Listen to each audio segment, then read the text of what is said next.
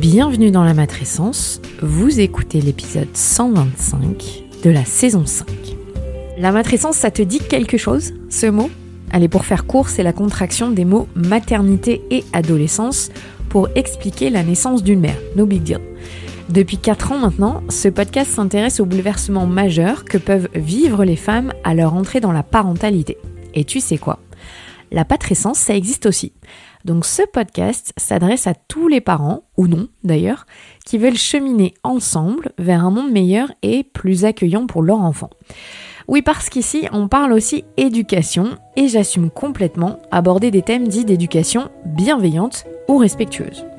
Tous les vendredis, je reçois des spécialistes passionnantes et passionnants pour t'expliquer ce nouveau monde dans lequel tu as mis les pieds. Et au fait, je suis qui moi ? Je suis Clémentine Sarlat. J'ai créé ce podcast à l'arrivée de ma première fille en 2017, le tsunami de ma vie. Et à la base, je suis journaliste dans le sport, à la télé, mais j'aime bien avoir 1000 casquettes, donc tu m'as peut-être déjà aperçu dans ta télé pour parler rugby ou tennis. J'ai 3 filles, assez rapprochées, et j'ai accouché 2 fois à la maison, et ça aussi, ça fait partie de qui je suis. Allez, bienvenue dans ce podcast, let's go!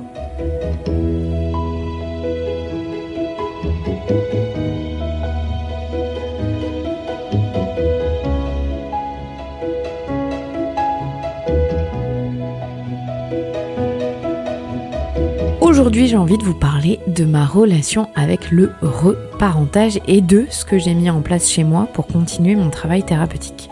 Pour rappel, avant de démarrer cet épisode, ceci est mon expérience, mon parcours de vie. Il n'y a aucune injonction. C'est surtout à vous de trouver votre propre chemin si le sujet vous intéresse. Alors, on va commencer par le début. Le reparentage, what the fuck, c'est quoi ? Alors ça vient du mot reparenting. On classe le reparentage en psychologie dans la thérapie des schémas. Et le reparentage, ça peut se définir un peu de 2 manières, ou en tout cas on peut le pratiquer de 2 manières. La première, c'est celle que l'on voit en thérapie. Elle se déroule sous la surveillance d'un ou d'une professionnelle formée qui va vous accompagner pour vous permettre en fait de vous retrouver dans l'état conscient de votre moi enfant. C'est un peu particulier, mais avec le ou la psychologue, vous vous replongez dans une situation définie pour vous aider à libérer votre moi enfant, donc votre partie de vous qui est un peu soit coincée dans l'enfance, soit qui représente votre enfant intérieur, pour le libérer des traumas de son passé. Donc, ce travail que vous démarrez en thérapie, accompagné donc de quelqu'un de formé, ça vous permet ensuite de pouvoir continuer chez vous sur le même thème, d'où la 2e définition. Et d'ailleurs, on parle de reparentage dans l'épisode 122 avec Catherine la psy.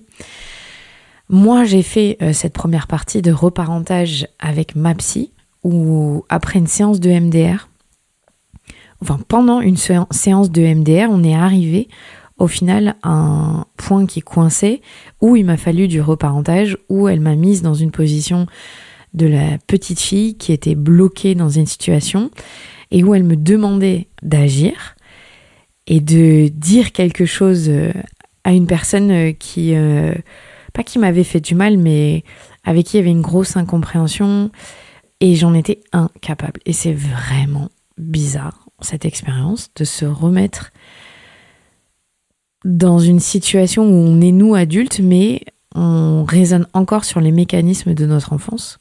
Et donc c'est elle, la psy, qui était là pour parler à la personne à qui j'aurais dû parler. Et j'étais vraiment incapable. Je disais je peux pas. Et donc elle, la psy, m'a défendue, a pris ma défense pendant cette séance de reparentage. Et j'ai vraiment eu la sensation de enfin quelqu'un prend ma défense dans cette situation particulière. Et quand tu sors de cet état-là, tu te dis mais pourquoi ? Moi, adulte, j'y arrive pas en fait. Qu'est-ce qui est bloqué ? Et donc, quand on creuse un peu et qu'on s'intéresse au reparentage, c'est vraiment passionnant parce que, encore une fois, c'est toujours le même thème, c'est le thème du pouvoir. Et donc, la 2e manière de définir le reparentage, il y en a d'autres, mais c'est les 2 dont je vous parle aujourd'hui. Ça s'appelle le self-reparenting et ça a été identifié par une psychologue qui s'appelle Muriel James en 1974. Dans les notes, vous avez l'article qui se réfère à ça. Et moi, j'ai personnellement creusé ce sujet du self-reparenting grâce au livre du Dr Lepera, dont je vous ai déjà parlé dans l'épisode 120, le livre s'appelle How to do the work, ou Guéris tes blessures en français. Mais vous le savez, je n'aime pas du tout ce titre. Désolée les éditions Le Duc, mais vraiment le titre anglais est mieux, How to do the work.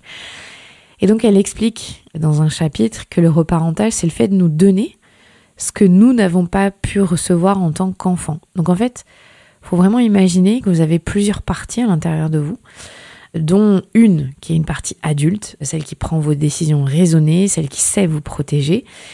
Et dans ces plusieurs parties, il y a aussi une autre partie qui est une partie enfant, qu'on peut appeler l'enfant intérieur. Et donc, tout le travail du reparentage, c'est d'être l'adulte dont vous auriez eu besoin petit ou petite. Donc d'être votre parent. C'est d'où ce terme, se reparenter. Parce que évidemment, on peut plus, ou peut-être qu'on peut demander à nos parents de faire ce travail-là, mais ça demande quand même un travail très complexe. Alors que là, on peut acquérir les outils pour être présent pour notre enfant intérieur, pour en prendre soin. Et l'adulte qui est en vous, qui est la partie saine, on va dire, ou en tout cas raisonnée et sensée, cet adulte-là est capable d'être votre ancrage et donc d'assurer votre sécurité émotionnelle. Il faut vraiment imaginer ça, conceptualiser et se dire qu'on a cette partie adulte en nous. Et parfois, on a cette partie enfant qui fait qu'on est complètement paniqué, dépassé par une situation, où on peut avoir des réactions un peu comme un enfant, d'avoir des crises, des tempêtes émotionnelles et se dire « mais pourquoi j'arrive plus à me contrôler là ? Pourquoi je pars dans tous les sens ?» Quand on comprend ce mécanisme-là, que c'est pas vraiment notre adulte qui parle, mais là c'est notre enfant qui a un besoin qui n'est pas respecté, ou des limites qui ont été franchies, c'est vraiment intéressant de se dire comment je peux calmer cet enfant qui est en moi. Et donc pour comprendre ce qu'elle décrit, le docteur Lepera dans le self-reparenting et dans ce qu'elle explique qu'il faut faire, il faut vraiment avoir conscience que nos comportements d'aujourd'hui en tant qu'adultes sont parfois, pour la plupart du temps, conditionnés, et ça de manière inconsciente, par nos expériences passées et notre éducation. Donc sauf si on fait un travail actif pour réellement briser nos schémas générationnels, hérités de notre famille et de nos parents, qui, je précise vraiment, ont fait du mieux qu'ils ont pu avec leurs propres traumas à gérer, leurs propres outils éducatifs. Et donc ici, c'est pas du tout une question d'accuser ou de pointer du doigt le comportement toxique ou non de nos parents, leur immaturité émotionnelle d'ailleurs probable ou non. Vraiment, le reparentage, ça permet justement de reprendre le pouvoir sur notre enfance, à notre adolescence, et sur ce qui nous garde prisonniers de notre passé. J'espère que je suis claire, parce que je sais que ce sont des concepts un peu particuliers, un peu qui peuvent paraître perchés, mais encore une fois, je suis la preuve vivante que ça marche et c'est une technique reconnue dans la psychologie et qui n'est pas une technique de charlatan du tout. C'est beau en fait, je trouve, personnellement. Donc le reparentage qu'on peut pratiquer chez soi, et vraiment je vous encourage de déjà commencer en séance avec une thérapeute avant de faire quoi que ce soit. Mais donc ça tourne autour de 4 piliers. Donc les 4 piliers sont la discipline, le self-care, la joie, et le travail de régulation émotionnelle. Donc je vais vous parler de ces 4 piliers dans cet épisode. Le premier, c'est donc la discipline. Et j'en ai parlé déjà dans l'épisode 120, ça fait vraiment suite. Donc je vous encourage à écouter cet épisode si vous ne l'avez pas fait. Mais moi, j'ai personnellement commencé par des petites promesses à moi-même. Parce que ces promesses à moi-même, en fait, elles étaient destinées à la petite fille que j'ai été. Et ce que j'ai fait pour que ce soit encore plus vivant, réel et prégnant, j'ai collé une photo de moi à l'âge de 3-4 ans sur mon miroir de salle de bain. Et j'ai commencé à parler à cette petite fille chaque soir. Je sais, ça paraît très bizarre au début, mais sincèrement, ça a été vraiment libérateur de le faire. J'avais l'impression que c'était à elle, cette petite fille fragile que je regardais, que je me devais de tenir ses promesses en fait. À elle, je lui devais ça. Alors que c'est moi, on est d'accord, mais il y a quand même cette petite dissociation quand on fait du reparentage pour re-associer à nouveau ces parties-là. Et donc, ma première promesse, j'en ai parlé, ça a été la douche froide tous les jours après ma douche du matin. Je prends une douche chaude et ensuite je termine toujours par une douche froide. Toujours, toujours, toujours. C'est gratuit, c'est très efficace et ça donne vraiment une énergie incroyable en sortant. Depuis, j'ai commandé un bain froid qu'on peut installer dans son jardin, sur son balcon ou dans son salon, peu importe, ou dans sa salle de bain. Et donc, je suis passée à l'étape supérieure. Je vous ferai un retour d'expérience là-dessus parce que c'est un bain où on s'immerge complètement. On peut rajouter plein de glaçons et donc mettre l'eau à 1 degré. Voilà. C'est autre chose qu'une douche froide, je sais pas, qui doit être à 17 degrés. C'est pas la même chose. Donc, il a fallu, moi, dans tout ça, que je retrouve une structure saine pour mes journées. Parce que ma vie, après 3 enfants et une séparation, clairement, vous vous en doutez, elle a été grandement bouleversée. Donc, j'avais besoin de retrouver des rituels pour me sécuriser et pour sécuriser mon enfant intérieur. Donc, pour le reste de mes journées, je commence donc, je vous l'ai expliqué, par cette douche froide, par parler à mon enfant intérieur. Donc j'apprends encore tous les jours à les structurer, adapter au mieux à mes besoins parce que c'est un peu encore chaotique. Évidemment, j'ai des tout petites. Donc, et puis la vie est chaotique, entre les grèves, entre les jours fériés. Enfin, il n'y a jamais de semaines qui se ressemblent, mais d'essayer d'avoir un jour qui a une structure similaire, ça me fait beaucoup de bien à moi. Et le fait de tenir depuis des mois et des mois, de me tenir à cette douche froide sans jamais avoir manqué. Ça m'est même déjà arrivé de sortir de la douche et de me dire, il y a un truc qui va pas là. Ah oui, j'ai pas fait ma douche froide. Parce que la sensation, c'est pas la même quand on sort de sa douche en ayant fait son jet froid ou en ayant encore chaud. Ça m'a donné beaucoup de force et de confiance en ma capacité à initier des petits changements. Et j'ai ajouté une chose. À chaque fois que j'arrivais à prendre soin de moi de manière régulière, peu importe la forme, je célébrais ce moment avec ma photo. Donc faut m'imaginer en train de faire un high five à ma photo. Parfois c'était tous les soirs et je me disais juste bravo, t'as survécu à cette journée quand c'était vraiment le plus dur dans l'expérience que je venais de vivre. Aujourd'hui ça va, je me dis plus du tout ça. Mais rien que ça, de me dire je me suis levée aujourd'hui, je me suis occupée de mes enfants. Pas de la meilleure manière, j'en parlerai dans un épisode un jour, mais ça a été vraiment une période compliquée dans ma parentalité. Mais je me remercie d'avoir survécu et de m'être levée et de l'avoir fait. Et parfois le matin, je me levais et je faisais un high five et je disais à haute voix, ça va être une journée magnifique. Je vous recommande vraiment parce que ce high five, il a une explication scientifique. C'est Mel Robbins qui est une podcasteuse américaine, une speaker, une coach en développement personnel. Je sais qu'en France, ça fait très gourou, on n'aime pas ça, mais si vous la connaissez pas, son compte sur les réseaux sociaux est génial. Et elle a écrit un livre qui s'appelle The High Five Habits. Et donc, elle explique tout autour de ça, de ces rituels. Et juste le fait de se regarder dans le miroir, déjà, c'est une expérience particulière parce que on évite souvent de se regarder dans les yeux.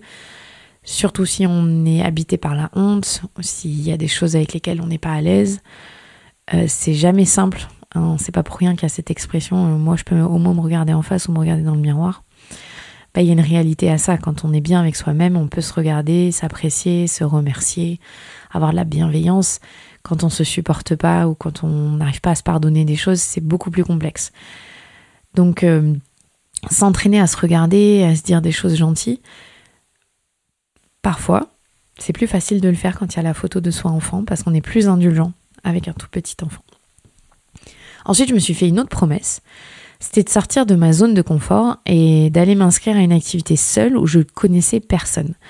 J'en ai souvent parlé, mais 3 enfants en 4 ans et demi, dont 2 enfants sous Covid et pandémie et restrictions, ça m'a beaucoup challengée dans ma vie sociale.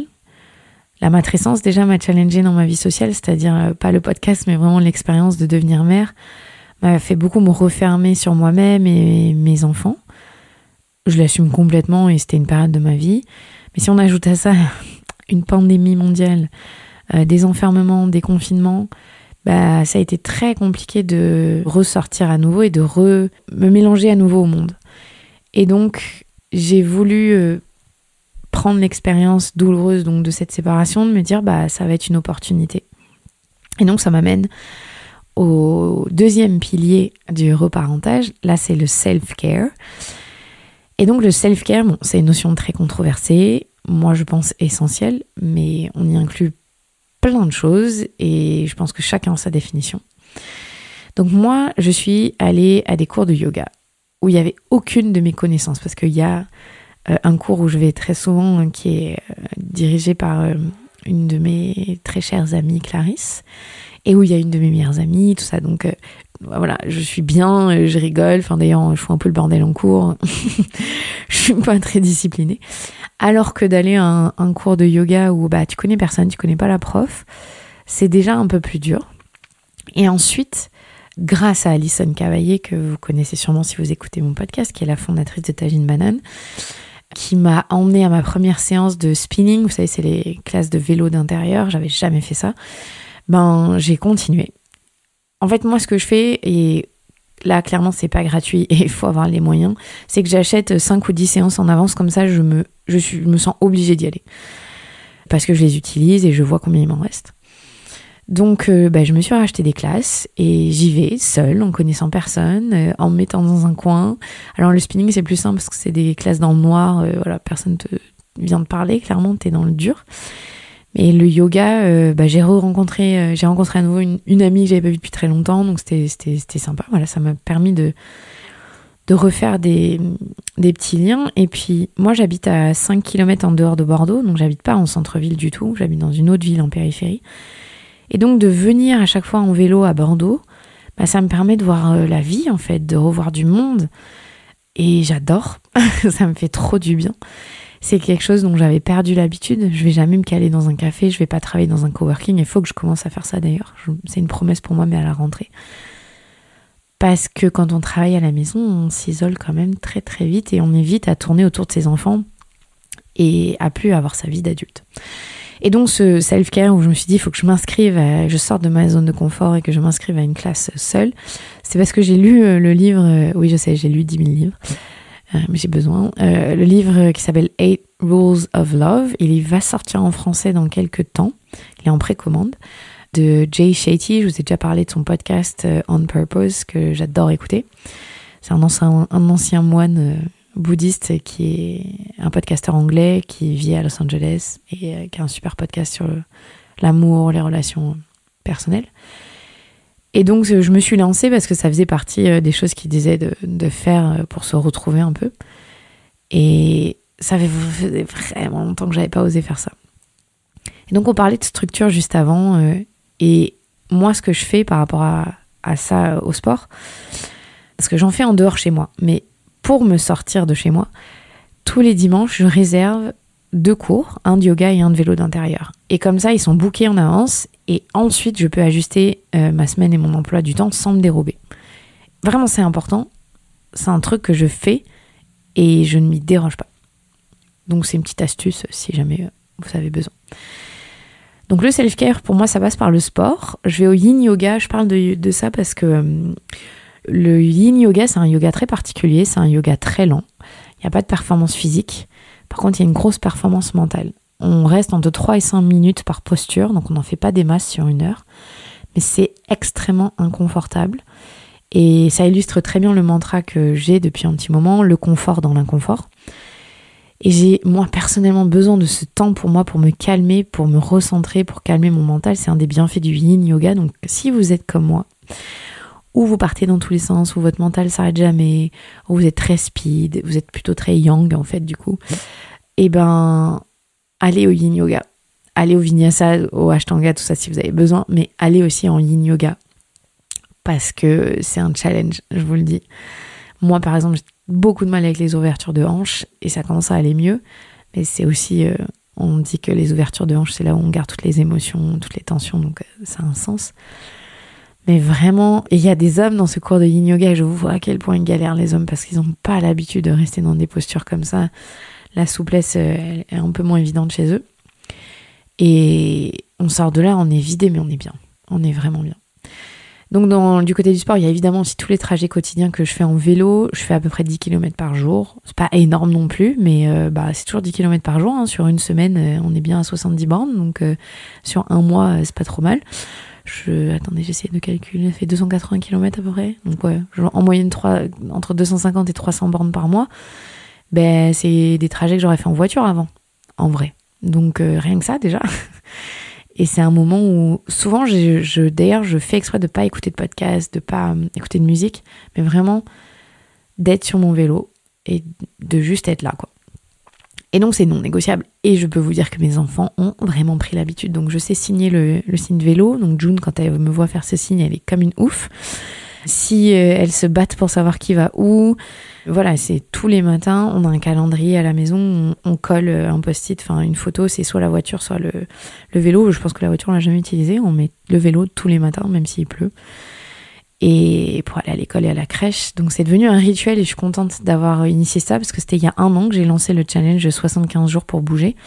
Et c'est en lançant ce challenge que j'ai commencé à aller à vélo tous les jours avec mes enfants à l'école. Et là, il va, elle, de son côté avec son vélo. Il y en a plein dans notre ville qui font ça. Je trouve ça trop chouette. Bon, maintenant, il va falloir que la ville où j'habite investisse dans les pistes cyclables parce que franchement, ça devient vraiment galère et dangereux. Bref, peu importe. L'autre aspect du self-care, donc ce deuxième pilier, c'est le sommeil. Oui, c'est du reparentage quelque part, le sommeil, parce que ça doit être une priorité. Et qu'est-ce que c'est dur quand on a des tout petits. Et si vous faites partie de la catégorie de parents qui a des enfants dont le sommeil est calé sur le vôtre, mais je vous envie tellement et juste profitez. Malheureusement, je ne rentre pas dans cette catégorie et je vais parler de quelque chose de très personnel dont j'ai jamais parlé, même si on m'a beaucoup posé la question, mais après plusieurs mois avoir choisi la garde principale de mes enfants, j'ai demandé la garde alternée. Donc ça fait 3 mois qu'on est en garde alternée maintenant, 2-3 mois. Parce que, je suis très honnête, j'étais en train de couler à gérer seule la nuit avec 3 toutes petites qui se réveillent énormément. C'était devenu une charge que je pouvais plus assumer seule et ça a été une des décisions les plus difficiles de ma vie. Parce que, au vu de l'âge de mes enfants, leur imposer ça, c'était personnellement à l'encontre de ce que je voulais pour elles. Mais le reparentage, c'est aussi ça. Écouter ses besoins et être l'adulte dont on a besoin pour pas s'effondrer. C'est très cliché cette image là du masque à oxygène dans les avions, mais voilà, là j'ai dû mettre mon masque à oxygène parce que j'étais en train de m'effondrer. J'ai donc 50% de mon temps en général. Hein. On a un emploi du temps un peu particulier, on fait pas du tout une semaine, on adapte différemment. Mais ça c'est chacun sa façon de faire. Et donc en général j'ai 50% de nuit très correcte et j'essaie à ces moments-là de tout mettre en place pour dormir le mieux possible quand je suis seule. Alors oui, quand j'ai mon week-end, je sors le vendredi soir la plupart du temps, si je peux, parce que j'ai aussi besoin d'avoir une vie d'adulte et de voir des amis et de faire des rencontres et de sortir. Mais après, pour récupérer au mieux, je ne sors plus. Je ne sors jamais le samedi soir, encore moins le dimanche soir, on est bien d'accord. Mais j'ai besoin d'avoir le week-end pour moi. Donc du coup, pour bien dormir, je limite le soir le téléphone le plus possible, les écrans. Je me couche tôt, vraiment pas après 22h. Donc là, je suis une grosse mytho parce qu'il est 22h07, mais j'ai pas eu le temps du tout d'enregistrer cet épisode et il y a beaucoup trop de ponts et de grèves ces temps-ci, donc je suis obligée de le faire maintenant. Et mes filles se sont couchées à 21h30, donc voilà. N'écoutez pas ce que je dis, c'est pas vrai. Non, en vrai, j'ai une alarme pour aller me coucher à 21h30 et je le fais. Mais surtout, j'essaie de comprendre et d'écouter mon corps pour avoir un sommeil beaucoup plus réparateur, donc je suis souvent au lit vraiment à 21h30. La troisième partie du self-care pour moi, c'est l'aspect de la nourriture. J'en ai aussi parlé dans l'épisode 120, mais c'est une promesse que je fais à mon corps de le nourrir le mieux possible parce qu'après 3 grossesses, je crois que je lui dois bien ça. Donc évidemment, je me fais plaisir comme tout le monde, c'est pas cette question-là, mais c'est vraiment devenu une priorité de comprendre l'impact de la nourriture sur mon état de santé physique et mental. D'ailleurs, vous l'avez vu, il y a plusieurs épisodes qui concernent ça ces derniers temps. Et je vais continuer de creuser parce que j'en écoute énormément des experts américains. Et j'essaye de trouver en France leurs équivalents. C'est plus dur. Les études scientifiques sont tout le temps en anglais, donc il y a moins de Français qui prennent la parole sur les réseaux sociaux là-dessus, de scientifiques et d'experts. Je sais pas, en France, on est encore un peu frileux là-dessus. Mais je vais continuer sur ça pour vous aider aussi à vous éduquer, parce que, encore une fois, je le rappelle, ce podcast, c'est aussi pour moi, pour apprendre. J'aime tellement apprendre. Donc ça, c'était pour le deuxième pilier. Le troisième pilier, qui est trop intéressant, c'est le pilier de la joie. Moi, quand j'ai lu ce mot, donc j'ai lu tout ça en anglais, c'était le mot joy. Et ça m'a tellement rappelé tout de suite que je voulais appeler ma dernière fille Joy. On a finalement opté pour June, pour d'autres raisons. Mais ce mot joy et joie, mais je l'aime tellement, je sais pas, ça Moi, ça m'évoque tout de suite la lumière jaune, chaude, de la nature, des jeux. Et donc, la joie, il faut savoir que ça vient souvent avec le jeu. Et quand on est enfant, vous l'aurez remarqué, nos enfants sont programmés pour jouer. Ils veulent se connecter en jouant. Ils veulent aussi qu'on leur montre notre amour et notre attention en jouant. Et d'ailleurs, on le sait, on devrait apprendre uniquement par le jeu. Tous les experts de la petite enfance le disent. Notre système éducatif, il n'est pas tout à fait adapté à ça. Dans les pays du Nord, d'ailleurs, dans la Suède, la Norvège, avant 6 ans, ils sont à la crèche, en fait, garderie, et ils sont dans les bois, dehors, à apprendre à manipuler des choses. Ils sont pas assis en classe, en fait. Et ils apprennent de cette manière-là. Donc, en fait, on devrait prendre exemple sur nos enfants. Nos enfants, c'est vraiment des accélérateurs de joie immenses. Et parfois, on s'autorise pas du tout à aller dans leur sens. On les réprimande même, parce qu'ils ont trop d'énergie, trop de joie, parce qu'on n'y arrive pas à lâcher prise.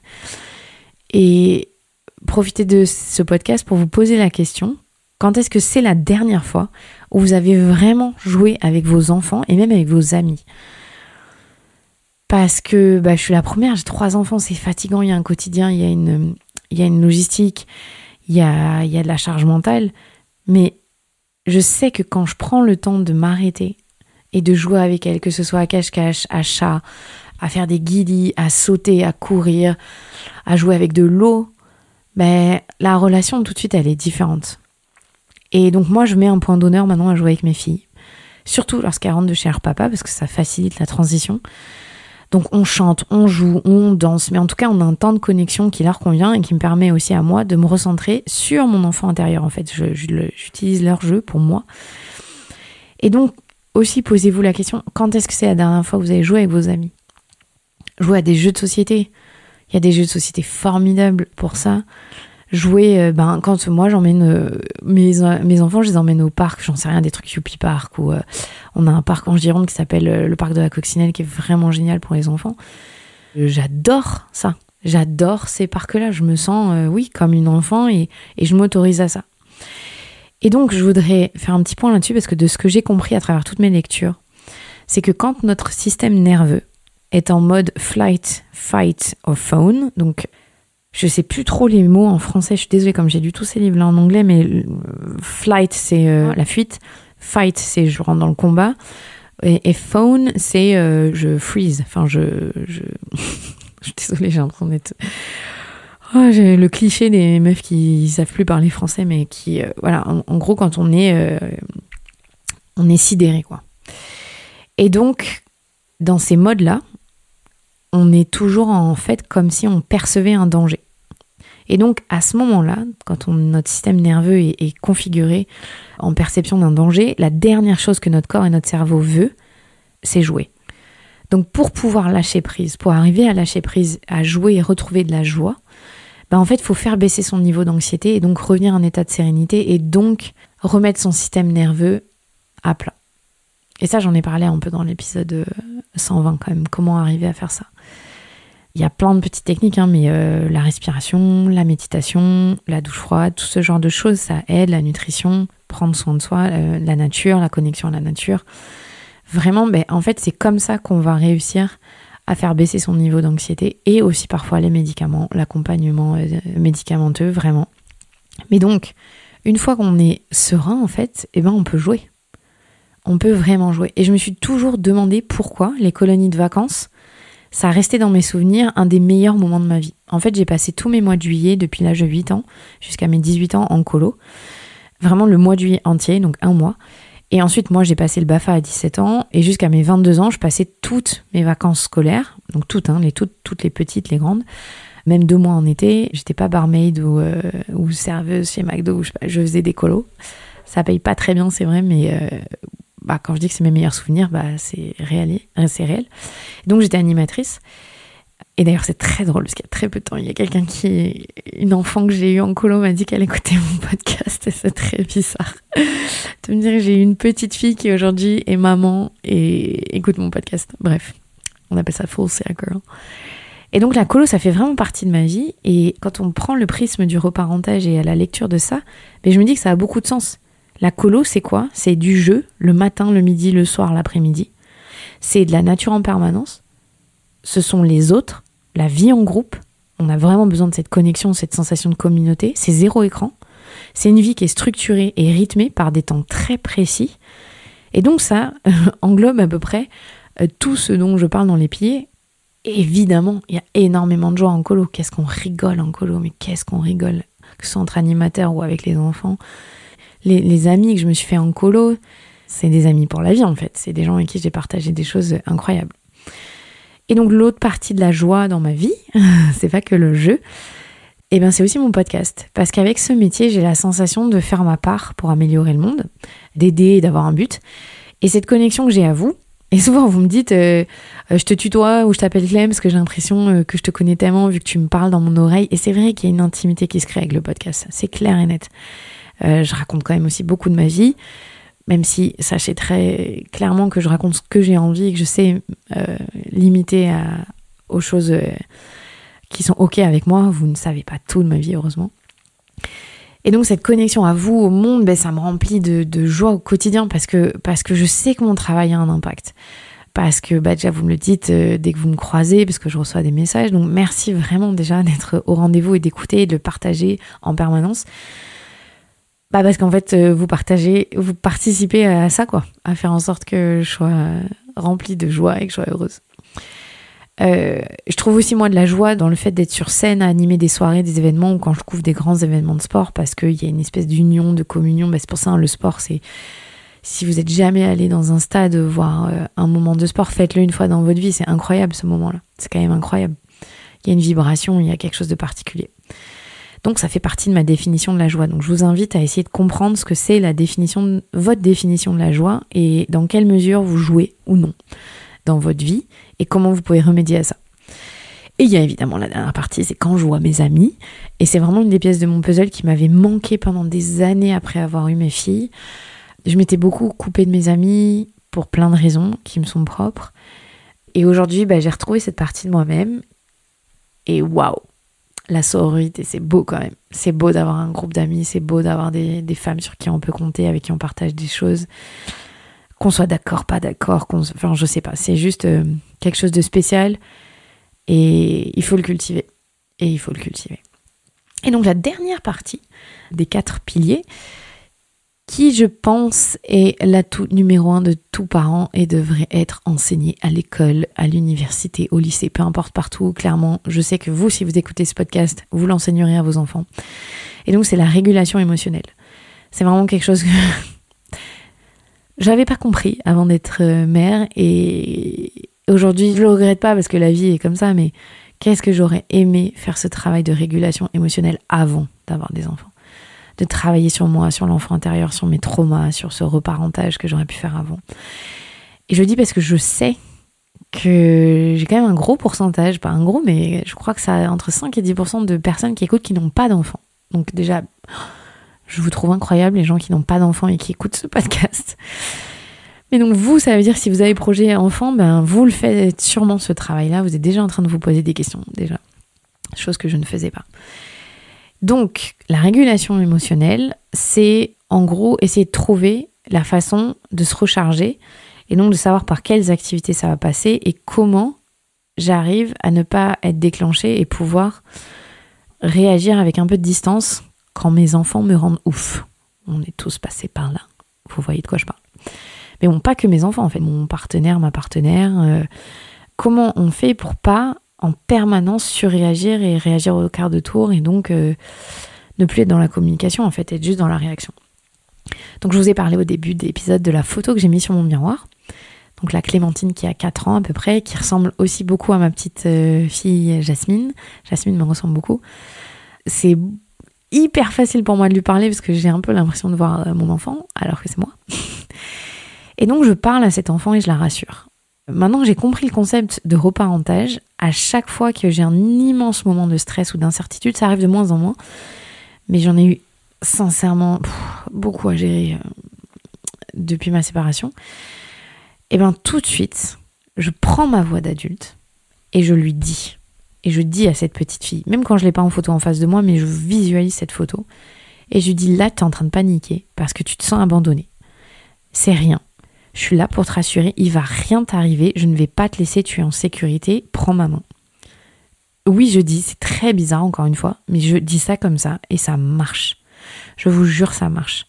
Ça marche sincèrement de rassurer son enfant intérieur et d'arriver à relativiser ce qui nous arrive parce que dans ces moments-là, je ne laisse pas mes insécurités d'enfance prendre le dessus. Je fais parler ma voix d'adulte et je la fais grandir et prendre de la place et de dire non, ça va. Je suis sereine, je connais mes capacités, je vais y arriver. Quand j'ai traversé cette période très difficile les mois derniers, maintenant quand je prends un peu de recul et que je repense à cette période, c'est marrant, il y a une image qui me vient, c'est moi, enfant, sur un quai de gare, avec mon doudou dans les mains, complètement apeuré et perdu, et qui a perdu ses parents, en gros. Et quand je repense à cette période, c'est vraiment cette image que j'ai là, alors que ça n'a rien à voir, hein, mais j'ai associé cette période à comme si on m'avait abandonnée comme une enfant, en fait. Alors que non, je suis adulte. Mais ce qui a été déclenché, ce qui a causé, ce que je disais dans l'épisode 120, autant de difficultés en moi, c'est que j'ai eu cette sensation que j'allais jamais y arriver. Alors qu'en fait, quand vous vous reconnectez à votre part adulte, vous allez trouver les ressources. Et effectivement, quand on est un enfant de 4 ans, on a besoin de ses parents. Évidemment, on a l'impression qu'on va crever, en fait. C'est normal. Mais ça m'a vraiment aidé à comprendre tout ça, tous ces mécanismes. Et je trouve qu'en plus, en tant que parent, c'est très efficace cette technique de parler à son enfant intérieur et de mettre une photo.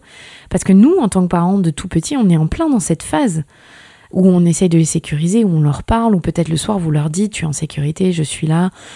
Ou peut-être vous verbalisez déjà ça, ou vous essayez de faire ce travail-là. Et donc, quand vous prenez soin d'eux, ça devient plus facile de parler à vous-même, enfant.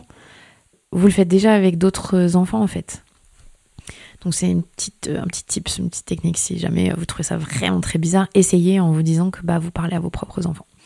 Ensuite, il y avait les mantras pour m'ancrer. J'en ai beaucoup parlé. Il y a aussi tout le travail de respiration qui est très important. Je vous redis d'écouter l'épisode 120 si vous voulez plus de détails là-dessus. Et c'est marrant parce que la dernière séance que j'ai faite avec ma psy, elle m'a dit, c'est incroyable parce que je ne l'avais pas vue pendant plusieurs semaines. Elle m'a dit qu'elle pouvait voir à quel point j'avais réussi à reconnecter une grande majorité des différentes parties qui me composent. Et moi, je le ressens vraiment, en fait. J'avais vraiment cette dissociation. Dans le trauma, on dissocie. C'est normal, c'est une technique de survie. Et tout le travail pour guérir les traumas, il n'y a pas que le MDR, il y a le reparentage, et puis il y a d'autres techniques psychologiques, mais c'est d'arriver à réassocier toutes ces parties, parce qu'en fait, c'est nous-mêmes, et de les accepter, de les comprendre, et de les nourrir,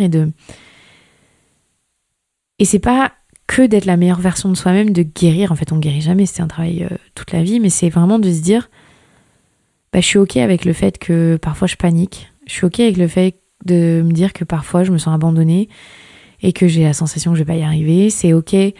Moi, je visualise vraiment que je prends mon enfant intérieur par la main, que je l'emmène avec moi et je lui dis ça va aller. Alors je sais que j'ai une grosse capacité de résilience. Je pense parce que aussi mes parents m'ont beaucoup donné confiance petite.